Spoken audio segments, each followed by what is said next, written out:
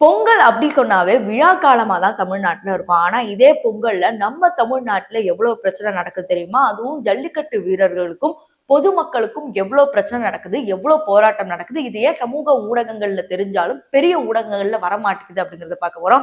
So அது என்னென்ன பிரச்சனை அப்படிங்கிறது இந்த ஒரு வீடியோல பார்த்துலாம். சோ வாங்க வீடியோக்குள்ள போகலாம். நான் உங்கள் சிவரஞ்சனி சிகப்பு நாடாவில இருந்து. முதல்ல இந்த பொங்கல்ல நடக்கிற பிரச்சனை பத்தி சொல்லியிருந்தேன்ல, அதாவது தாவேகாவோட இன்ஸ்டா போஸ்ட்ல பல போஸ்ட்ல நீங்க பார்த்திருப்பீங்க. தாவேகாவோட கோலத்தை வந்து வரைஞ்சு போட்டிருப்பாங்க. அது ஒரு 2-3 நாளா செம்ம ட்ரெண்டிங். அதாவது யாரெல்லாம் தாவேகா கோலம் போடுறாங்களோ அவங்களுக்கு ஒரு பிரைஸ் இருக்குது, பணம் இருக்குது அப்படிங்கிற மாதிரி. அது உண்மையான போஸ்டா பொய்யான போஸ்டா தெரியல. பட் அந்த நியூஸ் சர்க்குலேட் ஆனோடனே பல ஊர்களில் பாத்தீங்கன்னா எல்லாருமே தாவேகா கோலம் போட ஆரம்பிச்சாங்க. இன்னும் உண்மையை சொல்ல போனோம்னா விஜய் மேல இருக்கிற அன்பால அந்த தாவேகா கோலம் வரைஞ்சாங்க அப்படிங்கிறது தான் உண்மை. ஏன்னா அவங்களோட ரீல்லே வந்து அதை என்னால பார்க்க முடியுது. இப்போ 2 நாளா அந்த தாவேக்கா கோலம் வரையப்பட்டனால இன்னைக்கு காலையில மறுபடியும் தாவேக்கா கோலம் வரையப்பட்டது பார்த்த உடனே அங்க இருக்கிற திமுகவோட பிரமுகர்கள் எல்லாம் வந்து மிரட்டுறாங்க. இப்ப அந்த வீடியோ தான் சமூக வலைத்தளங்கள்ல ட்ரெண்டிங். அதுதான் நீங்க இப்ப பாத்துட்டு இருக்கீங்க.